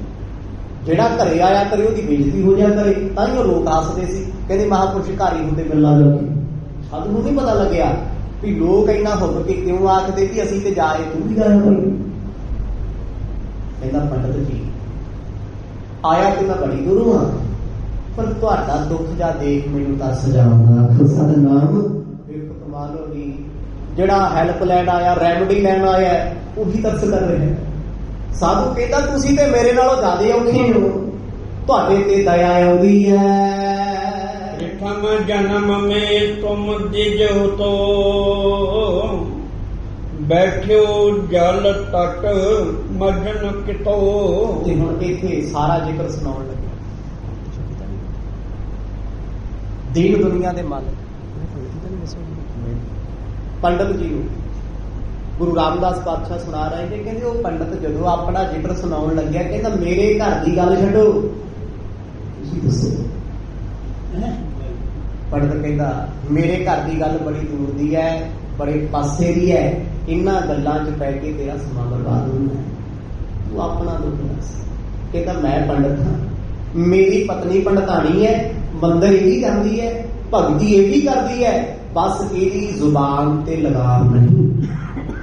ਇਹਨੂੰ ਬੋਲਣ ਵੇਲੇ ਈਰਖਾ ਛੱਡ ਜਾਂਦੀ ਹੈ, ਭਰ ਜਾਂਦੀ ਹੈ, ਕਿਸੇ ਨੂੰ ਆਪਣਾ ਸਮਝਦੀ ਨਹੀਂ। हाथ गो मुखी मयारे फिर तमाला ऊंच उसारे। ਪੰਡਤ ਕਹਿੰਦਾ ਤੂੰ ਆਪਣਾ ਦੁੱਖ ਦੱਸ, ਮੇਰਾ ਛੱਡ ਤੇ ਫਿਰ ਕਰਾਂਗੇ ਆਪਾਂ। ਉਹ ਕਹਿੰਦਾ ਜੀ ਵੇਖੋ ਮੇਰੇ ਨਾਲ ਅਨਿਆਂ ਹੋਇਆ, ਮੇਰੇ ਕਰਮਾਂ ਦਾ ਦੱਸੋ। ਪੰਡਤ ਨੇ ਆਪਣਾ ਗ੍ਰੰਥ ਖੋਲ੍ਹਿਆ, ਸਾਧੂ ਦੇ ਮੱਥੇ ਵੱਲ ਵੇਖਿਆ, ਕਿਉਂਕਿ ਇਹ ਅਨੁਭਵੀ ਹੁੰਦਾ ਹੈ। ਇਹ ਉਹ ਨਹੀਂ ਹੈਗਾ ਵੀ ਨਾਮ ਦੱਸ, ਡੇਟ ਦੱਸ, ਤੇਰੀ ਆ ਰਾਸ਼ੀ ਮਿਲ ਗਈ। ਰਾਸ਼ੀਆਂ ਤੇ ਕੀ ਹੈ? ਕੰਸ ਤੇ ਕ੍ਰਿਸ਼ਨ ਦੀ ਕੋਈ ਹੈ, ਓਬਾਮਾ ਤੇ ਉਸਾਮਾ ਦੀ ਕੋਈ ਹੈ। ਰਾਸ਼ੀਆਂ ਦਾ ਕੀ ਕਰੋ? ਰਾਮ ਤੇ ਰਾਵਣ ਇੱਕੋ ਹੀ ਰਾਸ਼ੀ ਦੇ ਨੇ, ਕਿੱਥੇ ਜਾਓਗੇ? ਇੱਕੋ ਹੀ ਹੈ ਨਾ ਸਾਰਾ। ਪਰ ਉਸ ਵਕਤ ਉਹਨੇ ਮੱਥਾ ਦੇਖਿਆ, ਮਸਤਕ ਵੇਖਿਆ, ਕਹਿੰਦਾ ਤੂੰ ਪਿਛਲੇ ਜਨਮ ਵਿੱਚ ਵੀ ਸਾਧੂ ਸੀ ਪੰਡਤ, ਤਪੱਸਿਆ ਕਰਦਾ ਸੀ, ਜੰਗਲ ਵਿੱਚ ਬੈਠਾ, ਤੇਰੇ ਹੱਥ ਵਿੱਚ ਸੀ ਇੱਕ ਗੋਮੁਖੀ। ਗੋਮੁਖੀ ਕੀ ਹੁੰਦੀ? ਗਾਂ ਦਾ ਸਿਰ। ਕਹਿੰਦੇ ਇੱਕ ਹੱਥ ਤੂੰ ਮਾਲਾ ਫੜ ਕੇ ਉਹਦੇ ਵਿੱਚ ਪਾ ਕੇ ਬੈਠਾ ਸੀ ਕਿ ਤੇਰੀ ਮਾਲਾ ਵੇਖ ਤੈਨੂੰ ਕੋਈ ਸਾਧੂ ਨਾ ਕਰੇ। ਛੁਪਾ ਕੇ ਜਪੀ ਦੀ ਮਾਲਾ, ਸਿਮਰਨ ਕਰੀਦਾ ਲੁਕੋ ਕੇ। ਕਿਉਂ? ਜੇ ਦਿਖਾਵਾ ਕਰੋਗੇ ਲੋਕੀ ਪੁੱਛਣ ਲੱਗ ਜਾਣਗੇ ਬੜਾ ਨਾਮ ਜਪਦਾ, ਬੜੀ ਬਦਲੀ ਕਰਦਾ। ਇਹ ਚੀਜ਼ਾਂ ਨੇ, ਇਹਨੂੰ ਬਾਣੀ ਨੇ ਵੀ ਲਿਖਿਆ, ਕਬੀਰ ਜਪਨੀ ਕਾਟ ਕੀ ਕਿਆ ਦਿਖਲਾਵੇ ਹੋਏ, ਫਿਰਦੇ ਰਾਮ ਨਾ ਹੋਵੇ। ਇਹ ਜਪਨੀ ਕਿਆ ਫਿਰਦੇ ਰਾਮ ਨਾਲ ਚੇਤੇ। ਜੇ ਤੂੰ ਰੱਬ ਨੂੰ ਮਨ ਕਰਕੇ ਯਾਦ ਹੀ ਨਹੀਂ ਕਰਦਾ ਤੇ ਮਾੜਾ ਲੋਕਾਂ ਨੂੰ ਵਿਖਾਉਂਦਾ ਫਿਰਦਾ, ਤੇ ਪਖੰਡ ਹੈ। ਕਹਿੰਦੇ ਤੂੰ ਬੜਾ ਸਿਆਣਾ ਸੀ ਉਸ ਜਨਮ ਦੇ ਵਿੱਚ, ਪਿਛਲੇ ਚ ਆਪਣੀ ਮਾੜਾ ਗੋਮੁਖ ਵਿੱਚ ਲੁਕੋਈ ਹੋਈ। ਦੂਜਾ ਹੱਥ ਤੇਰਾ ਖੱਬਾ ਆਪਣੇ ਗੋਡੇ ਤੇ ਸੀ, ਨੇਤਰ ਬੰਦ ਕਰਕੇ ਰੱਬ ਦੀ ਤਪੱਸਿਆ ਕਰਦਾ ਏ। ਤਬ ਇੱਕ ਢੇ ਨ ਤਰਾਸ ਕੋ ਪਾਏ, ਤੁਝੇ ਆਗੇ ਕੋ ਗਈ ਪਲਾਏ। ਤੇਰਾ ਦੀਨ ਦੁਨੀਆ ਨਾਲ ਕੋਈ ਨਾਤਾ ਨਹੀਂ ਸੀ। ਮੀਂਹ ਆਵੇ, ਧੁੱਪ ਆਵੇ, ਬਰਸਾਤ ਆਵੇ, ਹੁਣ ਇਹ ਆਪਣੇ ਅਨੁਭਵ ਦੇ ਨਾਲ ਉਹ ਮਹਾਂਪੁਰਸ਼ ਪੰਡਤ ਇਹ ਸਾਧੂ ਦੱਸ ਰਿਹਾ ਹੈ। ਕਹਿੰਦਾ ਤੇਰੇ ਸਾਹਮਣੇ ਇੱਕ ਅਬਲਾ ਗਾਂ ਲੰਘੀ, ਦੌੜੀ ਭੱਜੀ ਜਾ ਰਹੀ ਹੈ, ਘਬਰਾਈ ਹੋਈ ਹੈ। ਕਹਿੰਦੇ ਤੂੰ ਇੱਕ ਵਾਰ ਅੱਖ ਖੋਲ ਕੇ ਵੇਖਿਆ ਵੀ ਖੜਕਾ ਹੁੰਦਾ, ਪਸ਼ੂ ਲੰਘੇ ਅੱਖ ਬੰਦ ਕਰ ਲਈ। ਰਾਮ ਰਾਮ ਰਾਮ ਰਾਮ ਆਪਣੀ ਮਾਲਾ ਦੇ ਮਨ ਕੀ ਘੁਮਾਈ ਜਾਂਦੇ, ਬੰਦਗੀ ਕਰ। ਕੁਛ ਦੇਰ ਬਾਅਦ ਉਸ ਗਾਂ ਦੇ ਪਿੱਛੇ ਕੁਝ ਲੋਕ ਆਏ। ਪਿੱਛੇ ਆਇਓ ਦੁਸ਼ਟ ਕਸਾਏ, ਤਿਨ ਬੂਝੇ ਦਿਸ ਗੋ ਆਏ। ਉਹ ਗਾਂ ਨੂੰ ਫੜਨ ਵਾਸਤੇ ਪਿੱਛੇ ਕਸਾਈ ਤੁਰੇ ਫਿਰਦੇ ਸੀ, ਜਿਨ੍ਹਾਂ ਨੇ ਤਾਂ ਕਤਲ ਕਰਨਾ ਸੀ। ਉਹ ਵਿਚਾਰੀ ਅਬਲਾ ਗਾਂ ਆਪਣੀ ਜਾਨ ਬਚਾਉਂਦੀ ਕਸਾਈਆਂ ਤੋਂ ਭੱਜੀ ਜਾ ਰਹੀ ਸੀ। ਉਹਨਾਂ ਦੇਖਿਆ ਵੀ ਗਾਂ ਜੰਗਲ ਵਿੱਚ ਬੜੀ ਹੈ, ਪਤਾ ਨਹੀਂ ਕਿੱਥੇ ਗਈ। ਨੇੜੇ ਆਏ, ਕਹਿੰਦੇ ਤੂੰ ਕਰਦਾ ਸੀ ਤਪੱਸਿਆ, ਤੈਨੂੰ ਪੁੱਛਿਆ। ਉਹ ਰੱਬ ਦੇ ਪਿਆਰਿਆ, ਭਗਤੀ ਵਾਲਿਆ, ਸਾਧੂਆ, ਪੰਡਤ ਜੀ ਕੋਈ ਗਾਂ ਤੇ ਨਹੀਂ ਵੇਖੀ? ਕਹਿੰਦੇ ਤੂੰ ਬੋਲੇ ਮੋਨੀ ਸੀ, ਨਾਮ ਜਪਦਾ, ਮੈਂ ਨਹੀਂ ਬੋਲਣਾ। ਉਹਨਾਂ ਦੂਜੀ ਵਾਰੀ ਪੁੱਛਿਆ, ਕਹਿੰਦੇ ਤੂੰ ਕੋਈ ਰਿਸਪੌਂਸ ਨਾ ਦਿੱਤਾ। ਫਿਰ ਮੈਂ ਬੁਲਾਇਆ, ਉਹ ਤੀਜੀ ਵਾਰੀ ਫੇਰ ਪੁੱਛਦੇ ਆ ਵੀ ਸਾਡੀ ਗਾਂ ਚਲੀ ਗਈ। ਜਦੋਂ ਤੂੰ ਸਾਡੀ ਸ਼ਬਦ ਸੁਣਿਆ, ਅੱਖਾਂ ਖੋਲ ਕੇ ਵੇਖੀ ਨਹੀਂ ਕੌਣ ਹੈ। ਹੁਣ ਸਾਡੀ ਤੋਂ ਭਾਵ ਕੀ ਸੀ ਕਿ ਸਾਡਾ ਸ਼ਿਕਾਰ ਹੈ। ਇਹਨੂੰ ਲੱਗਿਆ ਵੀ ਗਾਂ ਦੇ ਮਾਲਕ ਨਹੀਂ। ਇਹ ਤੈਨੂੰ ਉਹਨਾਂ ਨੇ ਪੁੱਛਿਆ ਵੀ ਸਾਡੀ ਗਾਂ ਵੇਖੀ ਹੋਵੇ, ਥੋੜੀ ਦੇਰ ਪਹਿਲਾਂ ਜੰਗਲ ਦੀ ਤਰਫ ਆਈ, ਦੱਸ ਤੇ ਸੁਣ ਲੱਭਣ ਤੋਂ 100 ਹੋ ਜੇ। ਕਹਿੰਦੇ ਤੂੰ ਕੁਝ ਕੀ ਸੋਚਿਆ ਵਿਚਾਰਿਆ ਨਾ, ਮੋਨ ਤਰੇ ਮੁਖ ਤੇ ਨਾ ਆਲਾਈ, ਗਏ ਇਤੇ ਕਰ ਸਾਥ ਬਤਾਈ। ਇਹਨੇ ਆਪਣੀ ਜ਼ੁਬਾਨੋਂ ਬੋਲਿਆ ਨਾ, ਆਪਣੀ ਖੱਬੀ ਬਾਹ ਨਾਲ ਇਸ਼ਾਰਾ ਕਰਤਾ ਵੀ ਇੱਧਰ ਨੂੰ ਗਈ ਆ। ਖੋ ਸਤਨਾਮ ਖੱਬੀ ਬਾਹ ਬੋਲਿਆ। ਹੁਣ ਸੋਚ ਕੇ ਵੇਖਿਓ ਕਰਮ ਕਿਹਨੂੰ ਕਹਿੰਦੇ ਯਾਰ। ਆਪਾਂ ਦੇ ਕਿਸੇ ਨੂੰ ਨਹੀਂ ਬਖਸ਼ਦੇ ਇੱਥੇ। ਜਿੰਨੀਆਂ ਠੱਗੀਆਂ ਖੋਰੀਆਂ ਆਪਾਂ ਕਰਕੇ ਚੰਗੇ ਬਣੇ ਫਿਰਦੇ ਆ, ਜਿੰਨਾ ਝੂਠ ਵੱਢ ਕੇ ਅਸੀਂ ਚੰਗੇ ਬਣੇ ਆ, ਜਿੰਨੇ ਪਾਪ ਕਰਕੇ ਅਸੀਂ ਚੰਗੇ ਬਣੇ। ਮੈਂ ਕਹਿੰਦਾ ਸਾਨੂੰ ਤੇ ਧਰਮ ਰਾਜ ਨੇ ਵੀ ਕਈ ਵਾਰ ਕੜਾ ਘੋਟਣਾ ਵੀ ਆ ਜਾ ਭਾਈ, ਇੱਥੇ ਹਿਸਾਬ ਹੀ ਨਹੀਂ ਹੁੰਦਾ। ਜਿੰਨੇ ਪਾਪ ਆਪਣੇ ਲੋਕਾਂ ਦੇ ਨੇ, ਅਸੀਂ ਫੇਰ ਵੀ ਬੜੇ ਧਰਮੀ ਬਣੇ ਹੋਏ ਆ ਕੁਛ ਕਰਕੇ। ਥੋੜੀ ਜਿਹੀ ਤੂੰ ਖੱਬੀ ਬਾਹ ਨਾਲ ਇਸ਼ਾਰਾ ਕਰਤਾ, ਗਾਂ ਇੱਧਰ ਗਈ ਹੈ, ਬੋਲਿਆ ਹੈਗੀ। ਫਿਰ ਆਪਣੀ ਭਗਤੀ ਚ ਉਸੇ ਤਰ੍ਹਾਂ ਰਾਮ ਰਾਮ ਰਾਮ ਰਾਮ ਚੱਲੀ ਜਾਂਦੇ। ਰੱਬ ਦੀ ਬੰਦਗੀ ਕਰਨ ਲੱਗਾ ਏ, ਜਾਏ ਗਹੀ ਸੋ ਧੀਨ ਵਿਚਾਰੇ, ਲੈ ਨਿਜ ਸਦਨ ਵਿਖੇ ਤਿਨ ਮਾਰੇ। ਉਹਨਾਂ ਕਸਾਈਆਂ ਨੇ ਜਾ ਕੇ ਗਾਂ ਫੜ ਲਈ, ਉਹਨੂੰ ਕੁੱਟਿਆ ਮਾਰਿਆ, ਫੜ ਕੇ ਆਪਣੇ ਘਰੇ ਲੈ ਆਏ ਸੀ ਉਹ ਮੁਸਲਮਾਨ। ਕਹਿੰਦੇ ਗਾਂ ਨੂੰ ਨਾ ਜਿਵਾ ਕਰਕੇ ਤੜਫਾ ਕੇ ਖਾ ਲਈ। ਹਲਾਲ ਇਸ ਨੂੰ ਜਿਵਾ ਕਿਹਨੂੰ ਕਹਿੰਦੇ ਆ? ਵੀ ਜਿਉਂਦੇ ਜਾਨਵਰ ਦੀ ਗਰਦਨ ਨੂੰ ਹੌਲੀ ਹੌਲੀ ਕੱਟਣਾ, ਹਲਾਲ ਕਰਨਾ, ਜਿਉਂਦੇ ਦੀ ਹੱਲ ਲਾਉਣੀ। ਕਿੰਨਾ ਦਰਦਨਾਕ ਸੀ। ਅੱਜ ਇਹ ਪਾਪ ਕਿਤੇ ਨਹੀਂ ਹੋ ਰਿਹਾ। ਹੁਣ ਤੇ ਗੋਰੇ ਵੀ ਚੰਗੇ ਰਾਹ ਚੱਲ ਪਏ, ਉਹ ਵੀ ਪਿਓਰ ਵੈਜ ਤੇ ਆਉਣ ਲੱਗ ਗਏ, ਵਿਖਾਉਣ ਲੱਗ ਗਏ। ਕਹਿੰਦੇ ਯਾਰ ਹਾਲ ਦੇਖੋ ਲੋਕਾਂ ਦੇ, ਛੋਟੇ ਛੋਟੇ ਬੱਚਿਆਂ ਨੂੰ ਮਸ਼ੀਨਾਂ ਕੱਟ ਰਹੀਆਂ ਨੇ, ਪਸ਼ੂਆਂ ਨੂੰ, ਪਕਸ਼ੀਆਂ ਨੂੰ, ਜਿਉਂਦਿਆਂ ਨੂੰ ਕੱਟ ਰਹੀਆਂ, ਤੜਫ ਰਹੇ ਵਿਚਾਰੇ। ਤੇ ਜਦ ਕੋਈ ਜੀਵ ਜੰਤੂ ਆਪਣੀ ਜਾਨ ਬਚਾਉਣ ਵਾਸਤੇ ਤੜਫਦਾ ਏ, ਜਿਹੜੀ ਉਹਦੀ ਉਹ ਨੈਗੇਟਿਵਿਟੀ ਉਹਦੀ ਡੈਡ ਬੋਡੀ 'ਚ ਰਹਿ ਜਾਂਦੀ ਹੈ, ਜਿਹਨੂੰ ਖਾ ਕੇ ਬੰਦਾ ਕਦੇ ਪੋਜ਼ਿਟਿਵ ਕੰਮ ਨਹੀਂ ਕਰ ਸਕਦਾ। ਸਾਰੀ ਜ਼ਿੰਦਗੀ ਪਰ ਉਹਦਾ ਲੇਖਾ ਦੇਣਾ ਪੈਂਦਾ। ਇਹ ਪਾਪ ਹੈ, ਕਿਉਂਕਿ ਜਿਹੜਾ ਜਾਨਵਰ ਆਪਣੇ ਸਰੀਰ ਨੂੰ ਪਿਆਰ ਕਰਦਾ, ਜਦੋਂ ਉਹਦੇ ਸਰੀਰ ਨੂੰ ਖੋਇਆ ਜਾਂਦਾ ਹੈ, ਉਹ ਆਪਣੀ ਜਾਨ ਬਚਾਉਣ ਲਈ ਤੜਫਦਾ ਹੈ। ਜਿਹਨੇ ਐਫਰਟ ਕੀਤੇ ਜਾਨ ਬਚਾਉਣ ਵਾਸਤੇ, ਉਹ ਵਿਚਾਰੇ ਡਰਪੋਕ ਦਾ ਮਾਸ ਖਾ ਕੇ ਤੁਸੀਂ ਕਿਹੜੀ ਦਲੇਰੀ ਕਰੋਗੇ? ਕਿਹੜੇ ਪੁੰਨ ਘਟ ਲਓਗੇ? ਲੇਖਾ ਤੇ ਨਹੀਂ। ਕਹਿੰਦੀ ਉਹਨਾਂ ਨੇ ਵੀ ਕੋ ਕੇ ਗਾਂ ਮਾਰ ਦਿੱਤੀ, ਗਾਂ ਦੀ ਖਲ ਲਾ ਦਿੱਤੀ, ਟੁਕੜੇ ਟੁਕੜੇ ਕਰਕੇ ਉਹਨਾਂ ਮਾਸ ਬਣਾਇਆ। ਕਹਿੰਦੇ ਅਗਲਾ ਗਊ ਜਿਹਦਾ ਕਸੂਰ ਕੋਈ ਨਹੀਂ ਸੀ, ਤੇਰੇ ਇੱਕ ਇਸ਼ਾਰੇ ਕਰਕੇ ਉਹਨੂੰ ਕੋ ਕੇ ਮਾਰਿਆ ਗਿਆ ਏ। ਪੂਰਬਲੇ ਪੁੰਨਨ ਕੋ ਪਾਏ, ਭਇਓ ਕਸਾਈ ਸੁਤ ਨਰ ਰਾਏ। ਕਹਿੰਦੇ ਫਿਰ ਉਹ ਗਾਂ ਨੇ ਕੋਈ ਪਿਛਲੇ ਜਨਮ ਦਾ ਚੰਗਾ ਕਰਮ ਕੀਤਾ ਹੋਇਆ ਸੀ, ਜਨਮਾਂ ਦੇ ਸਾਥ। ਕਹਿੰਦੇ ਫਿਰ ਉਹ ਨਾ ਮਨੁੱਖਾ ਜਨਮ ਜਾਈ, ਉਹੀ ਗਾਂ ਉਹਨੇ ਰਾਜੇ ਦੇ ਪੁੱਤ ਨਾਲ ਰਾਜ ਕੁਆਰੀ ਬਣ ਕੇ ਵਿਆਹ ਕਰ ਲਿਆ। ਥੋੜੀ ਸਮਝ ਆ ਗਈ? ਇਹ ਉਹੀ ਹੈ ਜਿਹਨੇ ਮਾਰਿਆ ਸੀ, ਜਿਹਦੇ ਹੱਥ ਚੋਂ ਕਟਾਰ ਡਿੱਗੀ ਹੈ। ਰਾਜੇ ਦਾ ਪੁੱਤ ਮਰ ਗਿਆ, ਰਾਜੇ ਦੀ ਨੂੰਹ। ਕਹਿੰਦੇ ਉਹ ਲੜਕੀ ਬਣ ਕੇ ਉਹਨੇ ਜਨਮ ਲਿਆ, ਉਹਦੇ ਅੰਦਰ ਸੀ ਖਿਆਲ ਮੇਰੇ ਨਾਲ ਧੱਕਾ ਹੋਇਆ, ਬੇਇਨਸਾਫੀ ਹੋਈ। ਰੱਬਾ ਇਹ ਸਾਫ਼ ਕਰੇ, ਕਿਉਂਕਿ ਰੱਬ ਨੂੰ ਤੇ ਸਾਰੇ ਬੁਲਾਉਂਦੇ ਆ। ਇਹ ਥੋੜਾ ਵੀ ਪੰਜਾਬੀ ਜਾਂ ਅੰਗਰੇਜ਼ੀ ਚ ਗੱਲ ਸੁਣਦਾ, ਅਰਦਾਸ ਸੁਣਦਾ, ਕੋਈ ਉਹਦੇ ਦਿਲਾਂ ਦੀ ਪੁਕਾਰ ਸੁਣਦਾ। ਜੀਵ ਜੰਤੂ ਪਸ਼ੂ ਪਕਸ਼ੀ ਸਭ ਉਹਦੇ ਅੱਗੇ ਪੁਕਾਰਾਂ ਕਰਦੇ ਨੇ। ਤੇ ਜਦ ਕੋਈ ਕਿਸੇ ਪਕਸ਼ੀ ਜਾਨਵਰ ਦਾ ਕਤਲ ਕਰਦਾ, ਉਹ ਵੀ ਉਹਦੇ ਅੱਗੇ ਪੁਕਾਰ ਕਰਦਾ, ਰੱਬਾ ਤੇਰੀ ਬਣਾਈ ਦੁਨੀਆ ਸਾਨੂੰ ਤਾਂ ਖਾਦਿਆਂ ਨੂੰ ਵੀ ਡਰਦੀ ਨਹੀਂ ਬਣਦੀ ਹੈ।